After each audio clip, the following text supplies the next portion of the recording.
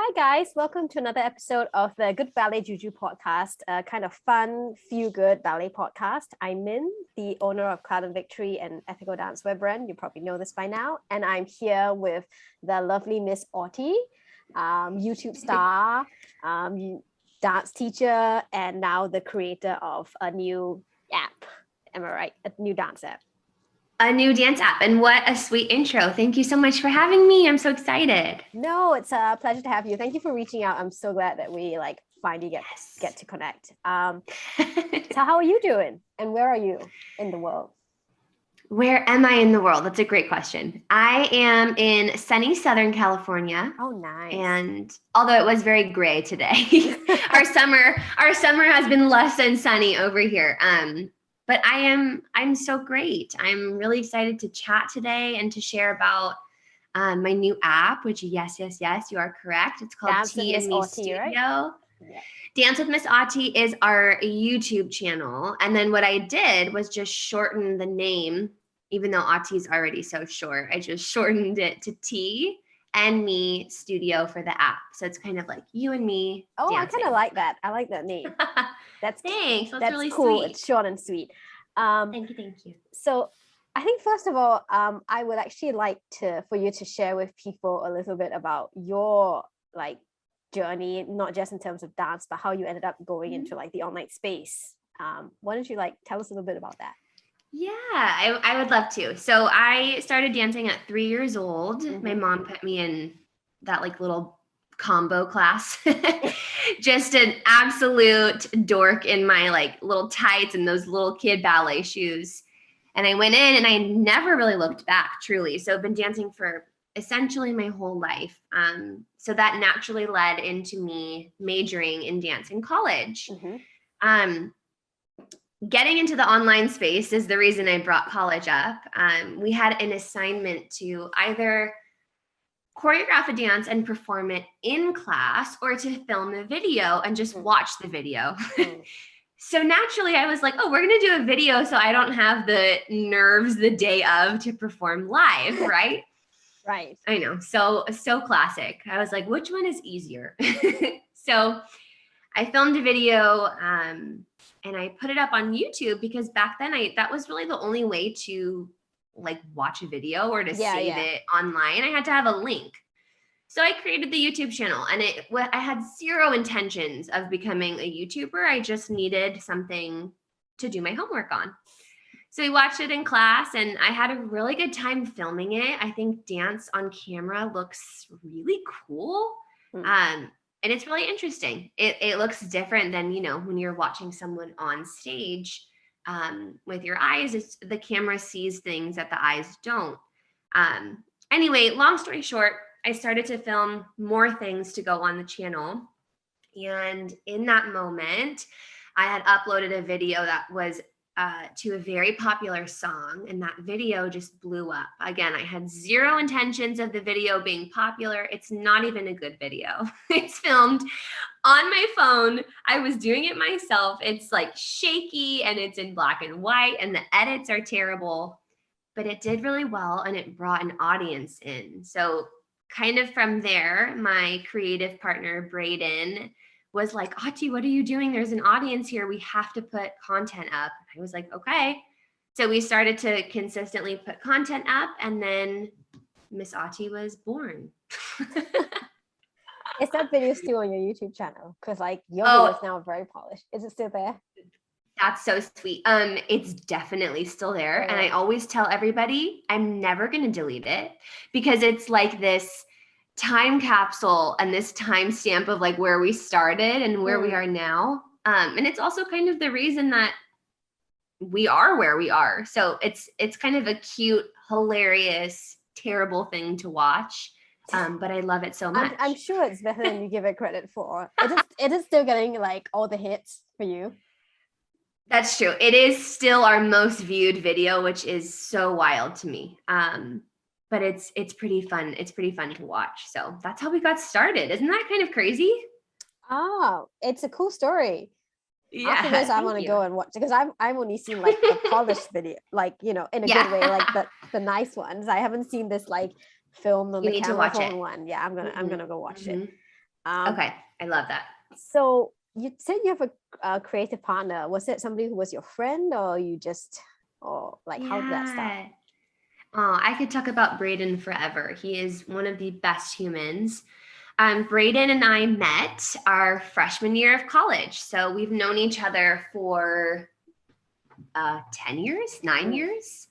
And he was a film major and I was a dance major. So naturally, our two artistic brains were like, hey, let's do some cool projects together. So it slowly started to turn into this partnership, and I'm obsessed with him. I'm sure you have someone like that where you just love working with them. He has such good energy and he has amazing ideas and he's so talented.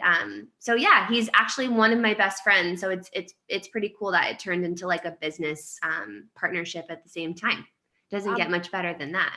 Yeah, I think actually that's really cool, because I think the thing about like working for yourself and being entrepreneurs like we are is that it can be pretty lonely if you don't have somebody else there to like bounce ideas off. I was like on my own doing the stuff. So I think it's really cool that you had somebody, like when I started, I was like doing it for myself. So I think it's cool that you have somebody else there to like bounce ideas off and, keep that energy going and keep fresh and everything. And I think that's really important, because I think what people don't necessarily realize about, being a creator or a digital entrepreneur is that like, it's a lot of work and there's lots of self-responsibility. And if you don't have somebody there to, I guess, help you or take the stress off or give you a fresh perspective, and can get, more, it can get wearying. So that's really cool here.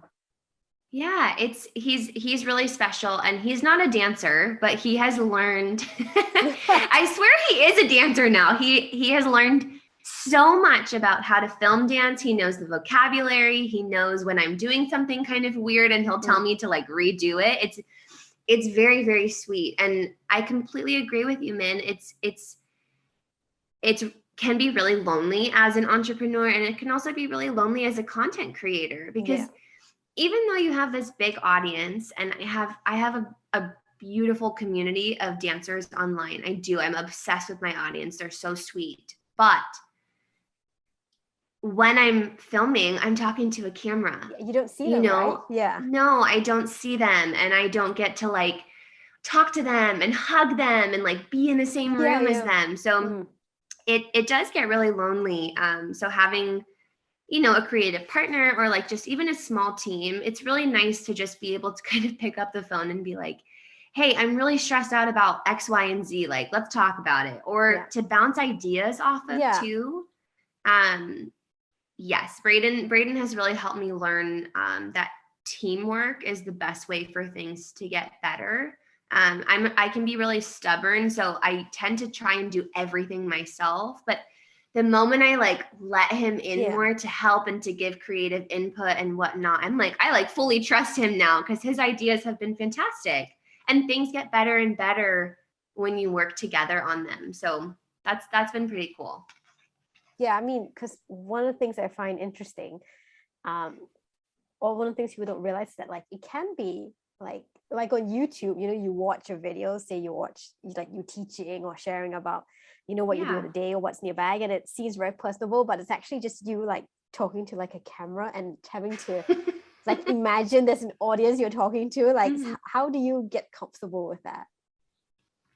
Yeah, I mean, I'll tell you what, at first it was very strange. So we've been filming videos and content for like 3 or 4 years now. So at the very beginning, it was very weird. And for me, I typically had always been comfortable on camera, but I'll tell you what I struggled with was the perfection of what I was saying and doing. So when we first started, anytime I would make a mistake, I would want to start over. So you can imagine that our shoots were kind of difficult, because I was like, oh, I messed up my sentence, or I looked funny in that, in that clip or something. Like, I had such a critical way of thinking of myself on camera, and I was expecting to kind of just flawlessly go through this 15-minute vlog and never make a mistake. that turned into me feeling kind of stiff and awkward on camera because I wasn't allowing myself to be human and to like stutter or choose the wrong word or to just, whatever, not hit a trick or turn or leap, whatever I'm teaching perfectly.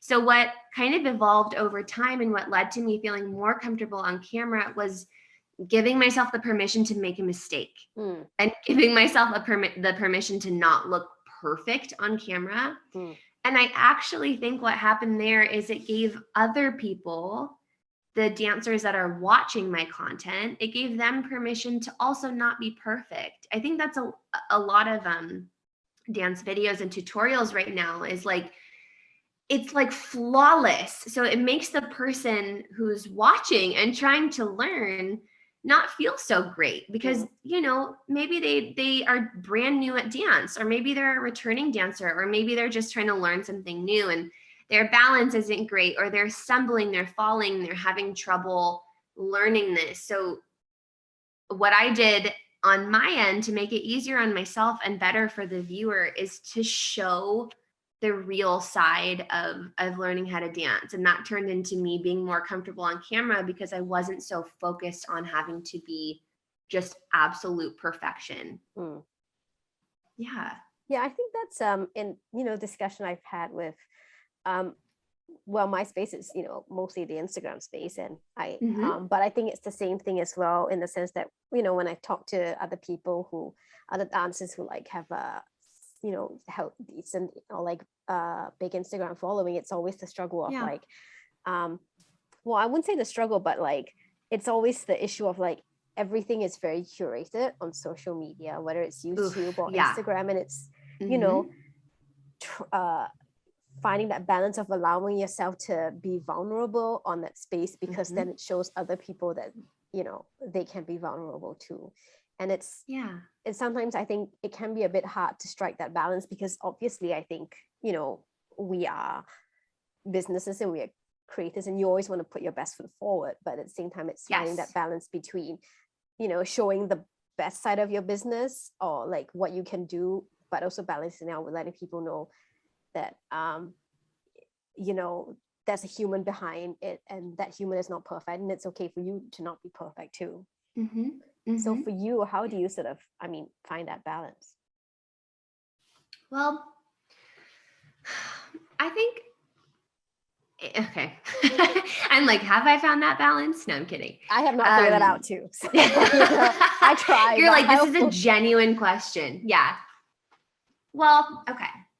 I think for me, it comes down to confidence, which I know is a kind of a strange answer to this, but I realize that like I am someone who has a degree in dance. I've danced my entire life. I've taught for over 11 years. I've choreographed for 9 years.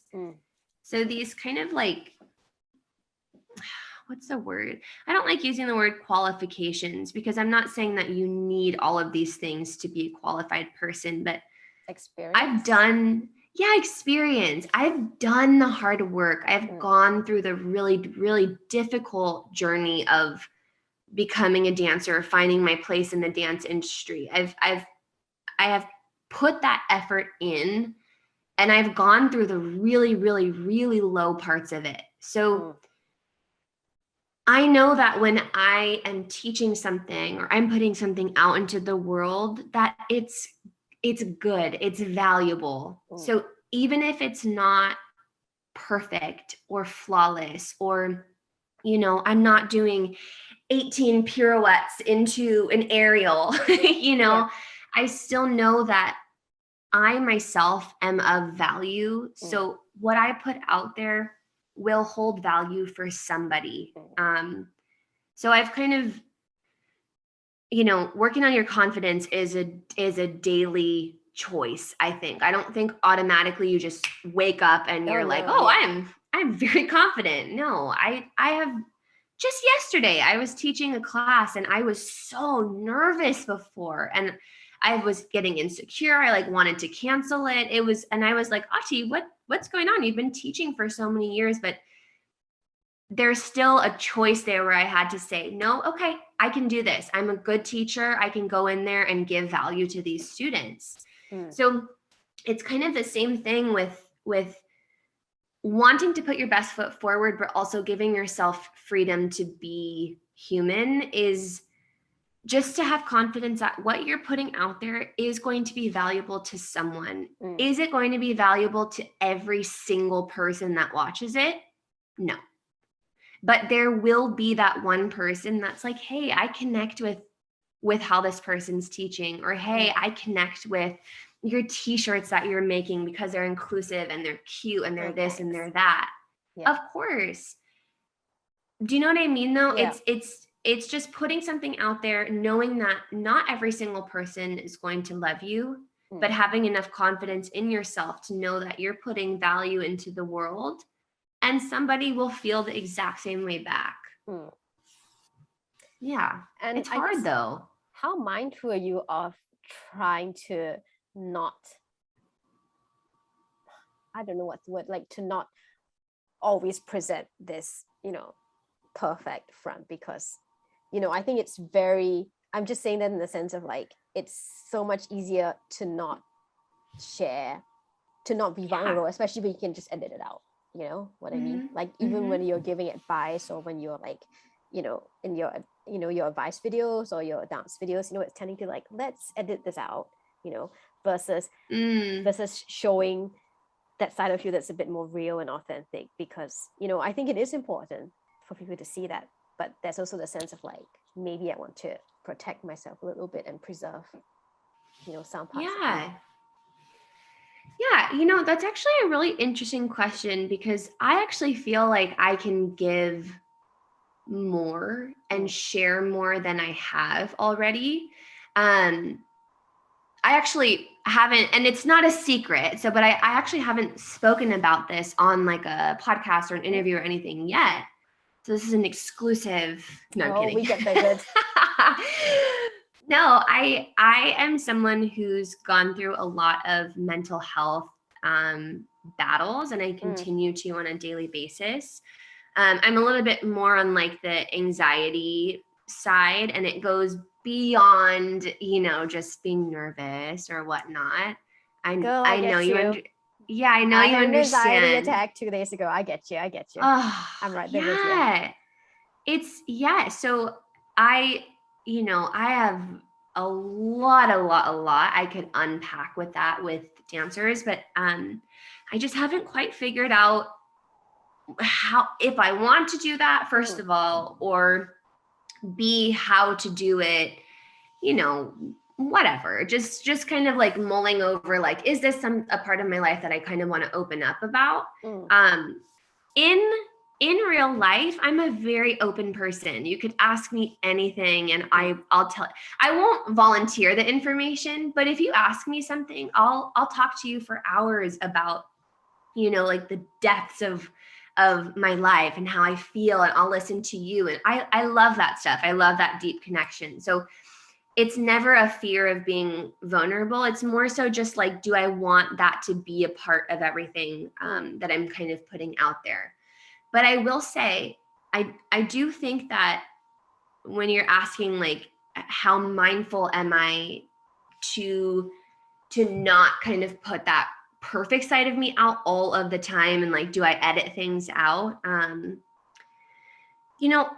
I genuinely don't. I really don't edit a lot of things out. There's been a few videos where I'll touch upon like a more vulnerable topic and whatnot, but I do keep it a little bit more related to dance. And I try not to go too in depth into just like other life situations, if you will. But no, I don't think I like actively put the best version of myself out there constantly. Because there needs to be that real side of it. I don't know. I always want people who follow me or subscribe or whatever to feel like exactly what you said, that there's an actual person on the other side of this. And it's kind of cute. Sometimes I'll get comments that are like, how did you know that's how I feel? Because I'll be teaching something, right? And I'm like, okay, we're going to do a pirouette or something. And I'm like, I know what you're thinking right now. Don't give up on yourself. I know this is difficult, but you have to kind of power through and build these strong habits. And then someone will comment and be like, how did you know to tell me at that exact time that it was really hard? Like the moment they wanted to give up, I'm right there saying, I know this is hard and I know you want to give up. Yeah. So it's interesting, like kind of going into your own human brain and being like, okay, like this is probably how people feel because this is how I feel. Yeah. So let me help them. Has actually been really great. So I don't even know if I answered your question. I'm like just on a tangent. No, I get it. I mean, we're also trying to kind of figure it out. You know what I mean? Because like, yeah. But I think it's like finding that balance of, being, showcasing ourselves and showcasing our work and what we can do, but also, like you said, keeping that human connection, because I think especially online when, you're just looking at everything through a screen, maybe especially now with the pandemic, it's like, it's that human connections really important because, I mean, people forget, people will say things to you online they'd never say to you in person because they forget that there's a person there. And they see you almost like maybe, I don't know if you find this with YouTube, but like maybe they might see you just as a persona as opposed to an actual person. Do you ever have that? Yeah, I do. I read comments every single day. Should I be reading them all the time? Probably not. But, that's a human thing too. I want to know what everybody's saying. And it's interesting. Don't you find go that ahead. sometimes people comment as if like you can't read it? Yeah. I do. It's funny. I'll get comments that are, for the most part, I will say, for the most part, the comments are all very nice. I think we've got a really lovely community of people. I do. And I am so gracious for them. And I know that as we continue to get bigger, I'm like, oh no, like there's more, there's more eyes on me and there's more criticism and there's more this and that. But I absolutely, there's people, who comment as if I am a persona, like you said, as opposed to a person. And I don't know if they realize that they're commenting like on my videos because they'll talk. It's so silly. They'll say something like, oh, she's so annoying. And I'm like, what? You're on my channel. Like I'm literally reading what you just read what you said. It's so silly. But, for every mean whatever comment, there's 15 really sweet ones of people who are like, I've started to love dance because of you. I've done this because of you, blah, blah, blah. And so those are the ones that I try and read. But yeah, of course, there's so many people out there that, go on and they just say some mean stuff. But that's also kind of what you get with a public job, right? And especially with social media, so it's hard. Yeah, I mean, especially I think now, with the I guess, on social media, people, when something goes wrong, people are like ready to like jump on you. And like everybody, like, you see everybody jumps on the brand because it's like, oh, somebody else doing it. And then like, let's all do it, Yep. I know. I think something that's taken me a while with like ego is I don't care if someone says that my voice is annoying or the video is too long or whatever. I don't really care about that stuff because I'm like, okay, this person's just in a bad mood. Yeah. But for a while, when someone would comment on like the dance aspect of it, I was like, oh man, those would kind of sting more because it's criticism, it's like, oh, your turnout is not good, or like whatever, this, that, like this tutorial, like the way that I taught wasn't good or something. Like those comments get to me a little bit more than I think that's understandable. Yeah, because I'm like, oh man, like that's what I'm teaching, but again, in the same breath, coming back to exactly what we just talked about, like your content, your products, your message are not always going to impact every single person, but they will impact certain people. So just stay consistent and stick with those people that continuously come back and like give you love and like they take value in what you're putting out there, and everybody else can kind of just fall to the wayside, you know? Yeah. I did. Oh, I don't have it installed, but I did have a shirt said that you can't please everyone, which is easier said than done, really but it cute. is true. I need that one. That's so cute. Yeah. You know, coming to the idea of like criticism, especially, you know, ballet can be, I mean, you teach contemporary, you teach different things as well. But, you know, ballet can be such an elite industry. As much, I mean, I love it so much. The community is great, but it can be very elite in the sense of like, there are, you know, people who think that ballet can only be taught in a certain way, or you have to be like this kind of person to teach, or like, you know, dance is a way of being amazing. So like for you, did you ever receive that kind of criticism from people? And you know, how for you internally, how do you feel like you know, with your experience, how did you find the confidence to be like, I'm good enough to teach online and educate people online, you know? Yeah, that's a really thought-provoking question, because ballet has actually been the style that I've done my entire life. I've studied my entire life. You know, I started in a studio, classic, went to college, and I studied under some just remarkable instructors. And I have always felt confident enough to teach ballet because it's what I know, but it's not lost on me that like, no, I'm not a professional ballet dancer. I'm not in a company. So I'm sure to some people they're like, oh, like why, you know, it does have that elitist feel where I'm not, you know, this certain mold of a ballet instructor or dancer.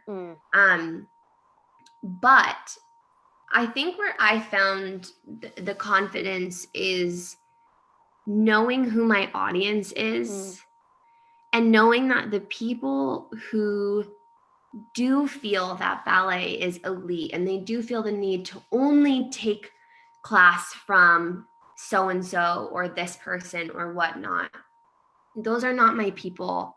I think that's what it was, because when I first started to put ballet classes out, I wanted to do, you know, beginner, intermediate, advanced, and whatnot. And I did get some comments that were like, you know, this isn't correct, blah, blah, blah. And also, ballet has so many different techniques that like you can't, and exactly, excuse me, in schools, you can't say that something is wrong without knowing the background of the teacher, right?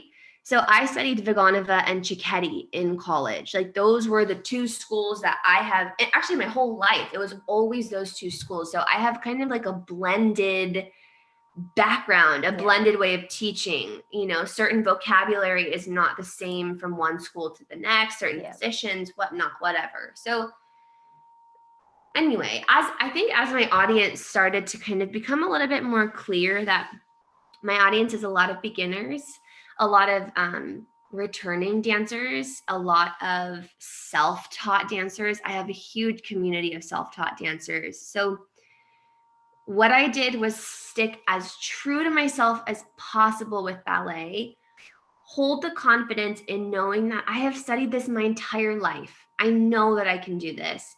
But also not giving ballet that kind of bad rap that it has, that it is elitist or that it's boring or that it's so structured. And if you make a mistake, you're terrible. I tried to eliminate all of those things from ballet and teach in a really fun way, teach in a way where you can make a mistake, teach in a way where you don't have to have your leg up by your ear when you're doing a développé. You know, like you can still be a ballet dancer without needing to hit kind of all these societal or like dance industry ideals, if you will. So it's hard. I still feel like with ballet, there's a level of confidence that when I put stuff out there, I'm like, oh, I know somebody's going to criticize this, but it's also just knowing who I'm speaking to and who I'm trying to help.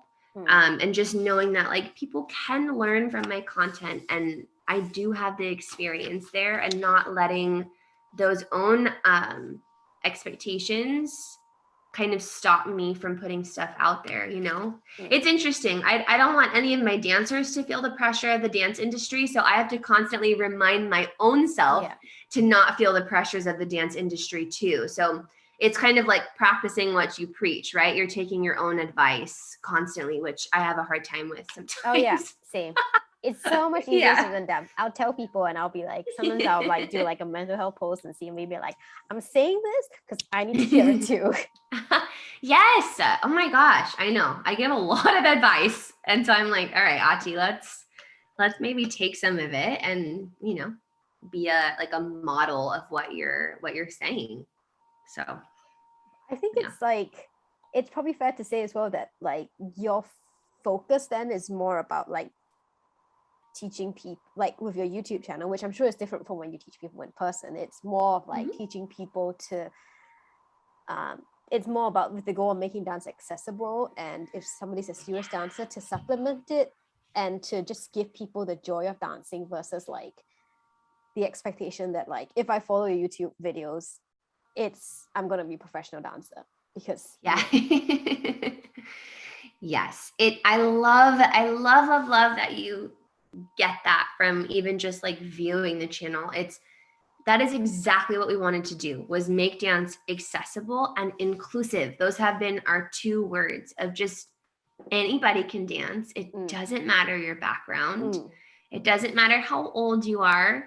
You know, I get a lot of questions that are like, oh, is it too late for me to start dancing? And my answer is always no. It's never, ever too late.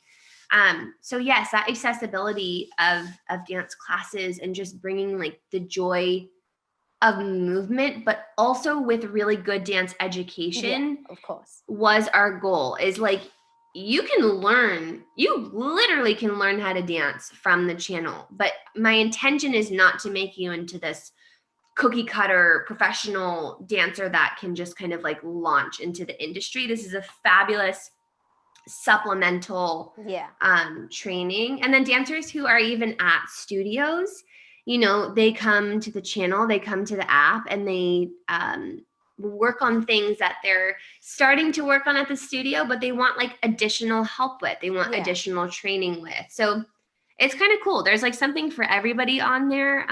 But every single piece of content will leave you feeling like encouraged and motivated, and not like you suck. That is the most polished way I can say that. Is I want people to feel good after they dance with me, and not feel discouraged or down. Yeah. I mean, you know, I think when you receive criticism, it's probably like people just have to be realistic about what you can learn from YouTube, which is that you're not going to become that visionary from YouTube videos. Like no matter 100%. no matter how good the teacher is, you know. So it's like, of course, but it's like a good, like you said, it's a good supplement, and it's a great way for people who, you know, especially now that technology may not still be in the studio right now or whatever, to still be able to move and to you know, enjoy dancing and maybe learn something new. Like I actually did try one of your beginner contemporary videos last year when we were in lockdown. So there was me rolling around on the floor trying to figure it out. How did it go? It was very accessible. I could not look at my back of myself and playback because I'm like, wow, there's a reason why I've never done contemporary before, but like at least I can pick up the choreography. Oh my gosh, I love hearing that. I love hearing when people watch the videos. Yes, that is so sweet. I love that you took a class. Yeah, it's hilarious. I mean, I guess this is a good time to seg you into, you know, acknowledging the fact that we are still in the Great Plague of 2020, now 2021. Yeah. So, you know, and everybody's, like you said, you know, there was a point when everybody was following YouTube videos, or like now they're teaching online. And, you know, how has the experience been for you? Because it's obviously different from teaching somebody in person. And like, I'm sure that the way you've had to adjust your teaching style is different as well. So like, I guess for people who, you know, struggle with online Zoom classes or like online classes, like is there any advice you can give to people to be able to, you know, I guess gain something from these classes? Or like how do you think people should approach online class so that it's an enjoyable experience as opposed to like, I wish I was in the studio and I'm sick of doing this? Yeah, I totally hear you. I think I was teaching Zoom classes for a while and I felt the same way. I was like, oh my gosh, I cannot teach any more Zoom. Just like in my little room, it was just like sad and dark and it just was not the same. So totally understand that it's absolutely not the same thing. I think if you're a dancer who has always known virtual training, meaning you never went to a studio, because I have a lot of people like that who have always been self-taught and they've always been virtual. Yeah. I think for that specific group, diversifying your training is going to be so important. You need to take from different teachers online, try different programs. If you have a friend who's learning how to dance at home too, have them maybe come over or like take class outside if you still are being social distanced, you know, but having that kind of like energy of another person in your space, even if it's one singular person, or maybe you're both on Zoom and then you're taking a class together, quote unquote, together online. Like try and spice up your training for yourself by introducing different energy, whether that's a different teacher, a different app, a different YouTube channel, or having like a buddy on Zoom or like far away from you in your backyard, you know, whatever, wherever you are, what's safe for you.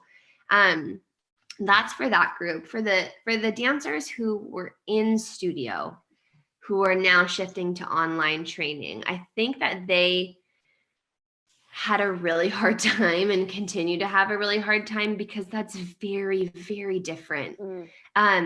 The advice I've been giving to that specific group is to try and replicate the energy and the community of a dance studio as much as you can at home. So I know this sounds really silly, but I noticed that if I change where I'm teaching constantly in my house, it gives me a different energy. Like sometimes I'll teach, you know, in one room. Sometimes I'll teach facing a different window. And it's kind of similar to a dance studio where like you take class in studio A and then you move over to studio C for like your other ballet class or contemporary or whatever you're taking.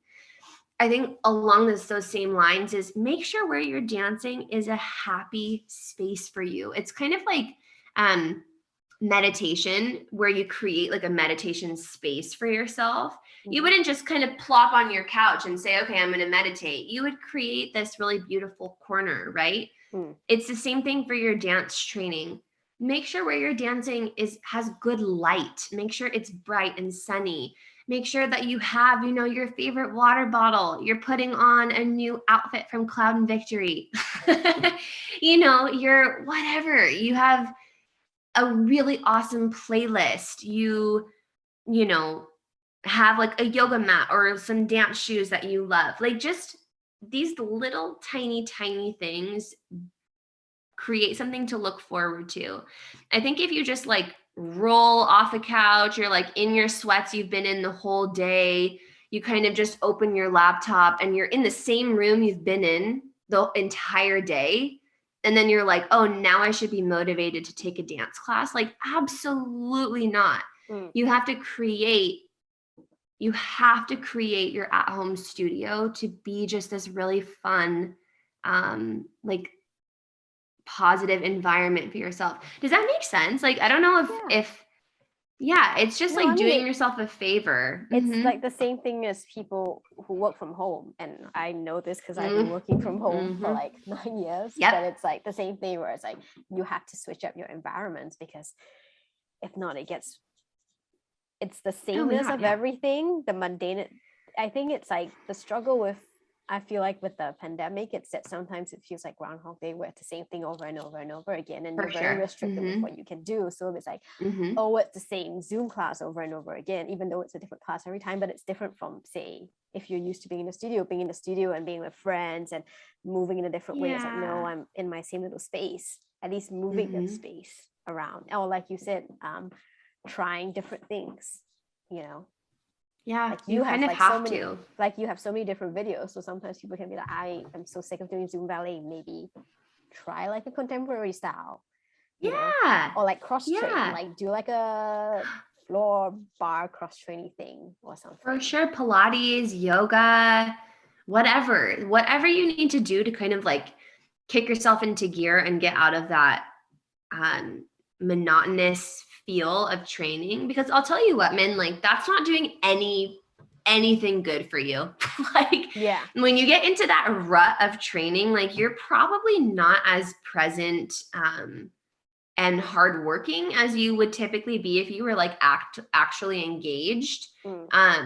So, you know, if you find yourself getting burnt out or you find yourself getting bored, think about it this way. If you're bored in class or you're not really paying attention, you're probably not improving as much as you could be. Yeah. If you were to maybe take a little break or maybe switch it up, do a different style for a day or two or a week, whatever, you know, and then go back to those same classes. But like building your space and switching it up for yourself is going to benefit your dance development.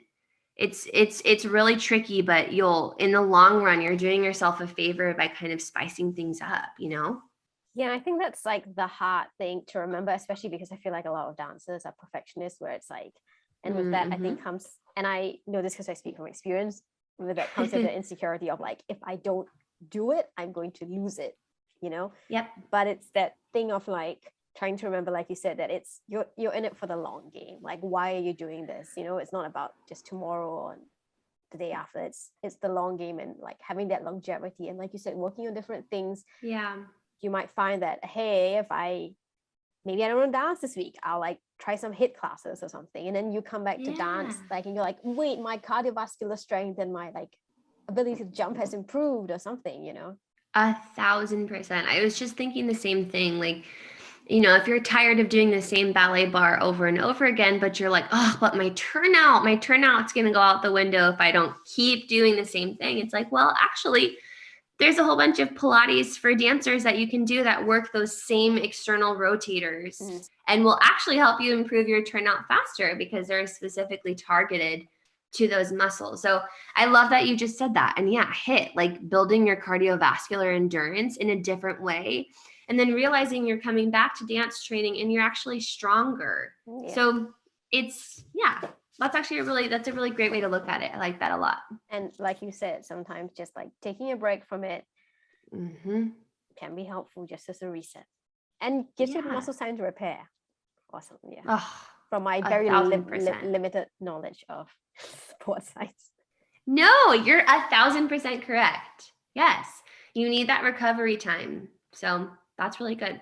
So speaking of that, you know, in online classes, why don't you tell me a little bit about your app as well? Because it's not just ballet focus, isn't it? It's got like a bunch of different things that people can learn on. Yes, learn about.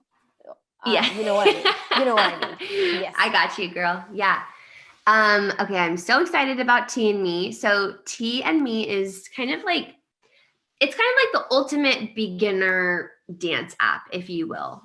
For now, we'll have different levels later on, but the way that this is different from the YouTube channel, because that's a question I get all the time, is like, oh, you know, what's different than what you're already putting out there? Yeah. Tea and Me is progressional. So there is day 1, day 2, day 3, day 4, and the classes are in order, basically. So for example, we have a pirouette boot camp. So this is a pirouette boot camp that will take you from the very, very first steps of getting a pirouette all the way through all of these videos to get you to that true rotation. And we hit every single aspect of a pirouette. It's not just like, oh, here's the turn, here's how you do it, and then I kind of send you off. That's kind of how the YouTube is, right? There's like bite-sized content on there. But for the T&Me app, for our pirouette bootcamp, to stay with that example, it's like, all right, we're going to work on balance. We're going to work on core strength. We're going to work on how to actually do the prep. We work on your arms. Like we go whole body for everything so that you can actually really achieve what you're working on. We have ballet on there. We have jazz. We have contemporary. There's flexibility. There's tricks. There's so much stuff on there, and we have new content every single week. And what I'm most excited about is we have a monthly pre-made calendar. So oh yeah, I saw this that on your Instagram. Yeah. It's a training calendar. So I literally make it myself. So every single month, I map out what videos on the app you should be following that day. And I also work in like rest days, and there's some like mental health days of like, okay, let's journal today. Let's do this today. So it kind of gives you this like really organized training schedule, because I realized a lot of dancers that are trying to teach themselves or they're new to dance, they have really great resources to learn how to dance, but they don't know what order to put them in or like what classes to take after they've finished this series of classes. So I kind of wanted to like take that hard work out of their hands, I guess, and just kind of map it out for them. It's kind of like those, you know, when you download those like online fitness programs or something, right? They give you like a calendar, like today you do legs and this and this and this, and then you rest, and then like it's an 8-week program. So it's kind of the same thing, but for dance. It's the exact same thing. And we actually have those challenges too. We have challenges and boot camps and classes, and then we have like really short videos. If you don't have a lot of time that day, you can just go on and do something really quick.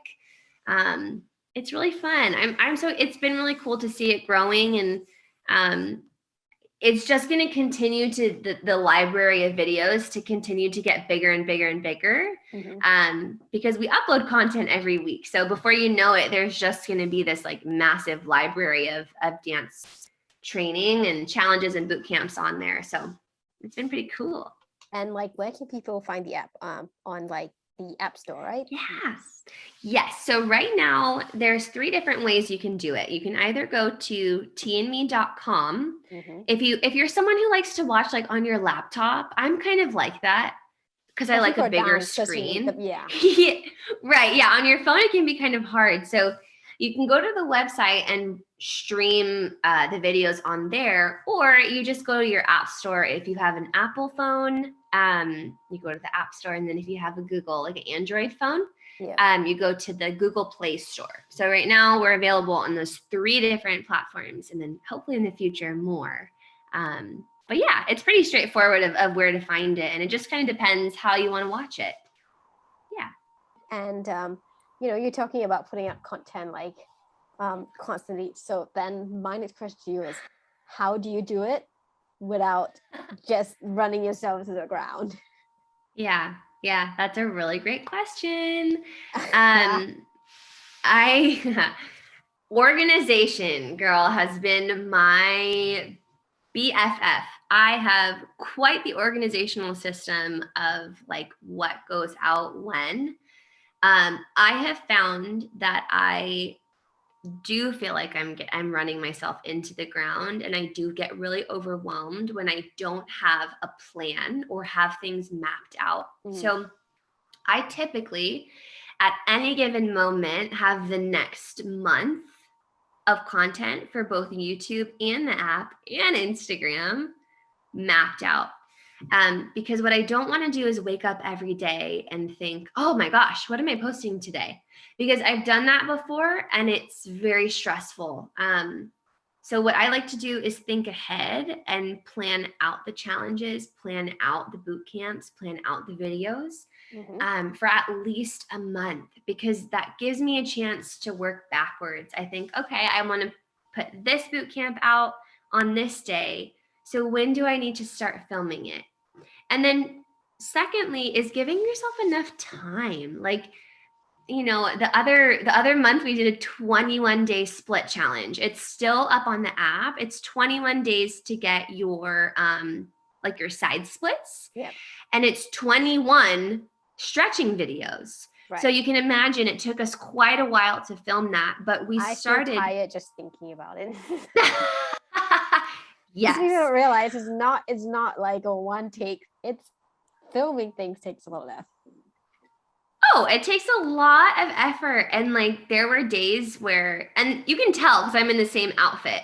There's days where I filmed 5 stretching videos, those 5 days of the challenge. So it's kind of hard on your body. But what I made sure to do was start filming the challenge so far ahead that I didn't feel like I needed to do 21 videos in a week. We would do, you know, 3 videos one week. And then the next week we would work on YouTube. The next week I would do 5 videos for the challenge. So thinking ahead can get really tough sometimes because it can be overwhelming. But the more prepared you are for what you want to put out there, the more time you can give yourself to make sure that you're not kind of wearing yourself thin, basically, because that's where you kind of get into trouble. And then that's where you start to get burnt out. And I am speaking from experience there too. Yeah, let's talk about burnout. I'm like, yeah, let's talk about that. It's like burnout. Who is that girl? Yeah. Oh, man. Because I feel like, especially now, again, I think, you know, it happens with or without a pandemic, but I feel like a lot of things have been exacerbated because of it, where people's mental health is struggling. So for you, you know, with however much you feel comfortable sharing or not sharing, like what have you of course struggled with during this time? Are you still struggling with anything? And like, what are you doing to try and take care of yourself? Yeah, no, 100%. This is very relevant for me right now because with the app came a slew of work that was not previously on my plate, right? We had just gotten into a rhythm, not just, that we've been in a rhythm with YouTube for a while. So, you know, I had my schedule, I had my responsibilities kind of mapped out. I already knew what I was doing. And then, of course, we start this big project that we're going to launch a dance app. And so with that comes all of this new responsibility and new workload. Yeah. So there was a while where I felt really burnt out. And this is when we were filming content for YouTube and trying to build the app. We hadn't launched the app yet. This was the build out process. And I felt so burnt out because I was trying to keep up with everything I needed to be doing, but also learn all of this new stuff that I needed to learn. Yeah. So I felt a little wild. I was like, oh my gosh, my brain kind of just felt on overload. And that's when I learned that I need to lean on other people. I need to ask for help. I need to not try and do absolutely everything myself because that is just not sustainable. So kind of in that moment, you know, my team stepped up and I had to let go of the reins a little bit and just trust that other people had our best interest in mind and that they were going to be helpful too.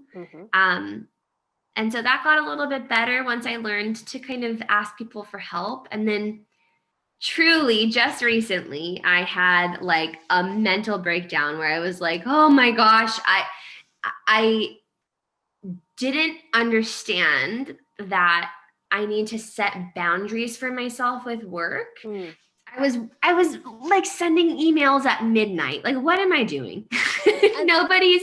And that's the hard thing about being like a content creator online or like having an online business is that you can't, it's hard to switch off. Like you're on Instagram, you're on TikTok, your email, it's all on your phone, isn't it? Like it's all on my phone and it's really difficult. And it's like, even if you're not doing it, sometimes you're thinking about it. I know you are.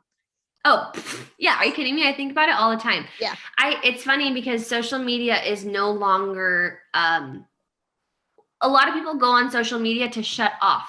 Yeah. They're like just mindlessly scrolling. They're looking at fun stuff, blah, blah, blah. Right.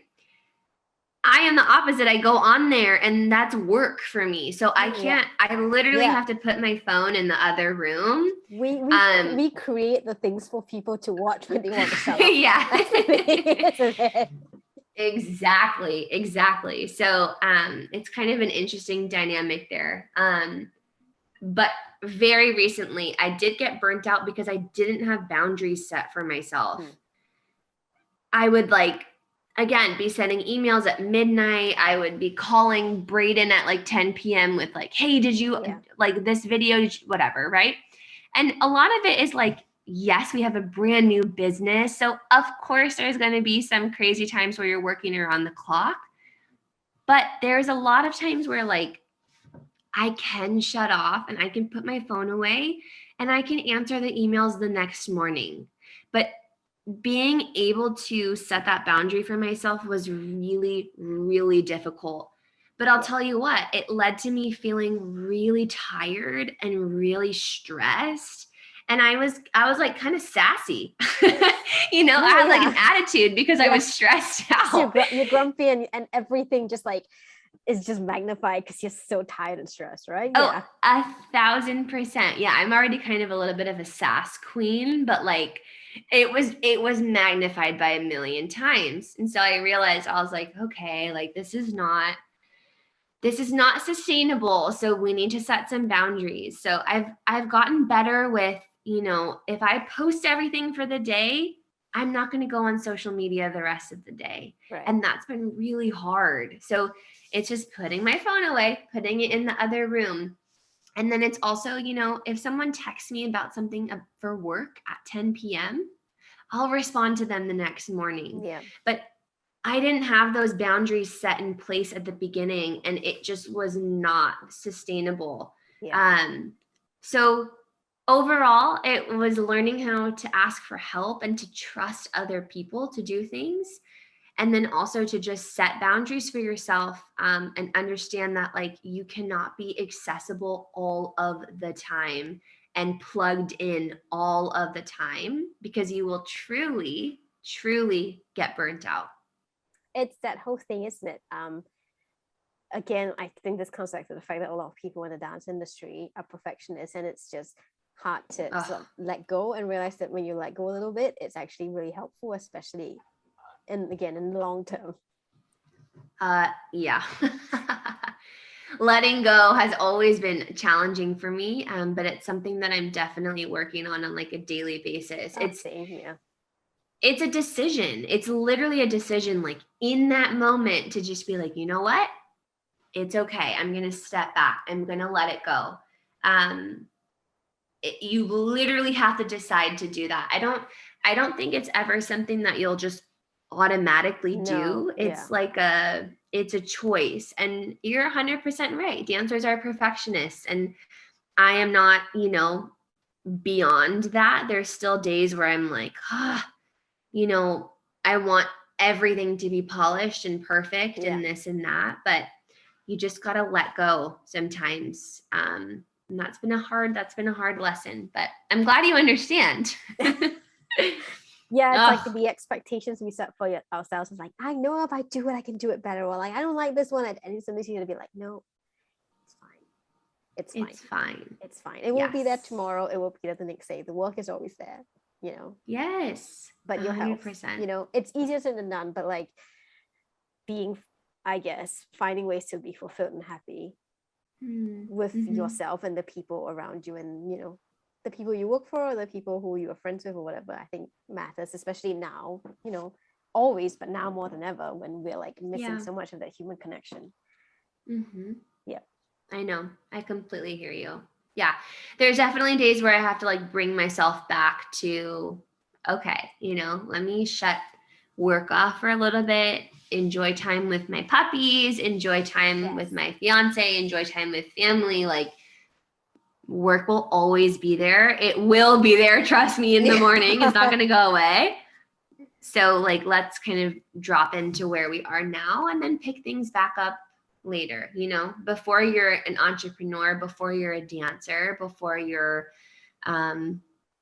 whatever, a persona, anything. You are a human. So allow yourself to kind of have those joys too. You know, sometimes I feel like our like priorities and values get kind of turned upside down, but it just takes a little bit of practice to kind of like bring them back to the order that they should be in. So yeah, I agree. And it's not always comfortable, isn't it? The letting go isn't comfortable. No. But it's the same thing with like, you know, I'm sure with dance as well, when you teach, you know, you sometimes it's that idea that you kind of have to, you know, let go of your expectations, or like, no, how do I put this? Like, you know, in dance, where you think too much about your technique and you get really tight. And oh my gosh, like, yes. if you just let go and you just, you know, feel the music or like enjoy what you're doing, somehow you dance better. 1,000%. Everything changes when you let go. It's like just a continuous life lesson. It's the classic story where like you are working on a pirouette or something and you're thinking about everything really hard and you can barely do a single. Yeah. And then that moment that you're just kind of playing around and you kind of throw yourself into a pirouette and you do 4 turns because you weren't thinking. You just let go. And I can't relate to that. Can't do 4 turns. You're like, maybe girl, I'll download your app and then I'll learn how to do that. Jasmine, go through the pirouette boot camp. No, I'm kidding. No, but you know what I mean. There's a 7-day trial, isn't it? So I've got 7 days to Yes, there is a 7-day trial. There is. Oh, that's hilarious. I did my homework, girl. I love it. Thank you so much. No, but it's been so great to talk to you.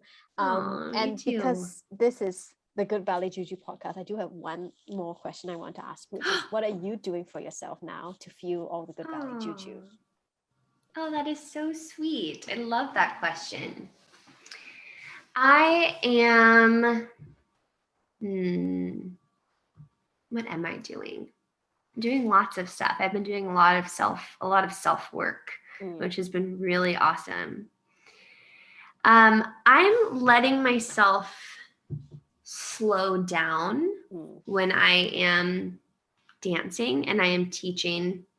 I think I have felt a lot of pressure before to talk really fast and give a lot of information and dance really big and hard and whatnot all the time. But I've actually been finding a lot of joy and a lot of good juju, if you will, in slowing down and like just soaking everything in. It's been really special. So for the dancers that are listening, next time you take class, whether you're at home, you're in a studio, or you're teaching, maybe you're an instructor, I really encourage you to just kind of slow down when you're learning, slow down when you're teaching, and actually soak in what's being given to you. I think a lot of us move really quickly in life, and we move really quickly in dance class too. But if you actually just kind of stop and let yourself sink into the room, you're actually listening to what the teacher is telling you. You're truly embodying it, and you're like present while you're moving. Everything feels so much better. So I hope that made sense. Yeah, it totally did. I think that applies to dance and to life as well, isn't it? Yeah. It's been really cool to like actively try and do that. So that's been bringing me some good ballet juju, if you will. Well, Auti, it's been so great to talk to you. Also, high five, because it's always cool to talk to another Asian woman in dance. Yes, girl. I love it. We need that representation. Yeah, it's been so sweet to talk to you, and I'm so thankful that you have such an inclusive brand. I think it's really amazing that you can make so many people feel seen, and your stuff is so cute. So that's just a bonus. You're so welcome. It's been great to connect with you, because I feel like we are on the same page in that sense about trying to make dance, you know, a more accessible and inclusive place. And I like that we, you know, have that same mission, but we also approach it in different ways because we have our own individual kind of voices to do it with. Yeah, I love that. And where can people find you online? Yes. Okay. If you're on YouTube, I'm just Miss Auti on there. Instagram at Auti Kamal. And then download the Tea and Me app. You can go on teeandme.com. That's TIANDME.com, or you can find us in the App Store or the Google Play Store and try your 7-day free trial and just see how you like it. We'd love to have you. Yeah, it's free. So like, yeah, go get it. Everybody loves a freebie. We love a freebie. Absolutely. Well, again, it's so great to talk to you and take in. I hope you have an amazing day, and I'm so glad we got to connect. Thank you so much, Min. I really appreciate you. Enjoy your day as well. Thank you. Bye.